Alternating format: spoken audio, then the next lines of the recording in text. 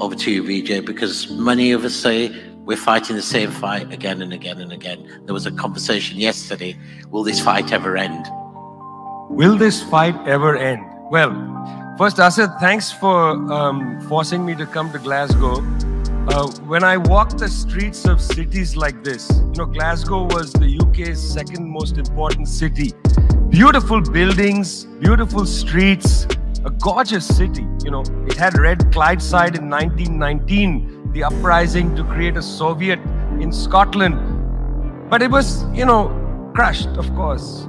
When I see cities like this, I think also about the other side of it. There's a phrase from Walter Benjamin, every monument of civilization is also a monument of barbarism.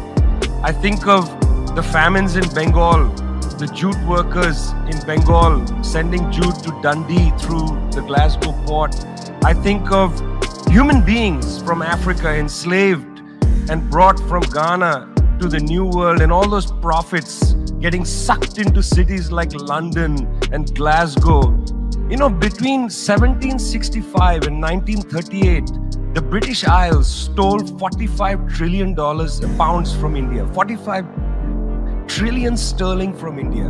We never got paid for that. When the British left India, when we threw the British out, our literacy rate was 13%. So much for several hundred years of so-called civilization. Meanwhile, our landscapes were destroyed. Coal was foisted on India.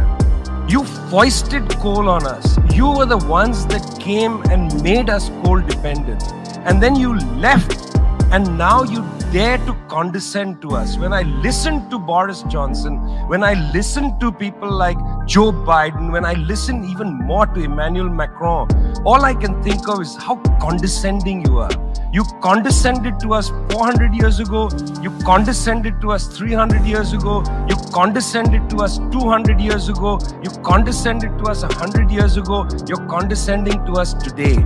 You only know condescension because for you, colonialism isn't something that happened in the past and we defeated you. It's not that. For you, colonialism is a permanent condition. And that permanent condition happens in two ways. There's the permanent condition of the colonial mentality. You want to lecture us. You want to tell us that we are responsible for all the problems because you'll never accept that you're the one principally to blame. You signed the Rio Formula in 1992 on common and differentiated responsibilities. You like the common part. You like the common part. You like to say we're all in this together and so on. We're not in this together.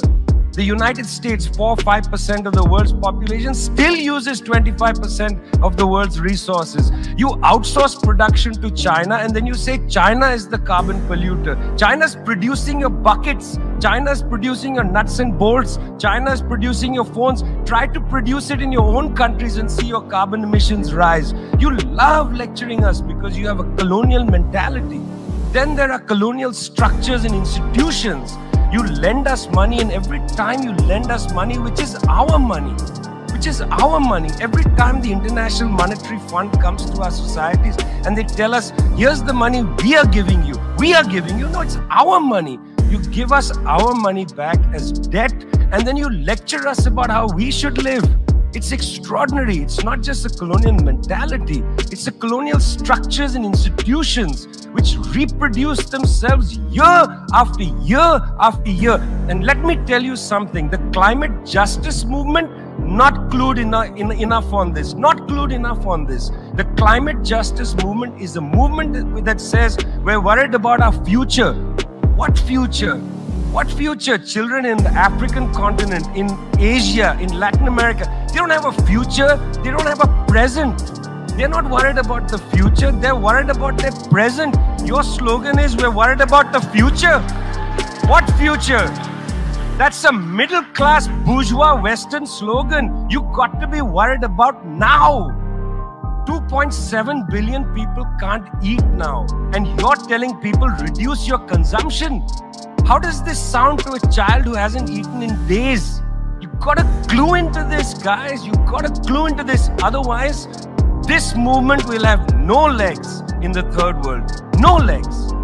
Later, I'd like to tell you about the International People's Assembly, a network of 200 political organizations that we're setting up, rooted in the global south. We want to tell you what our issues are, but are you willing to listen?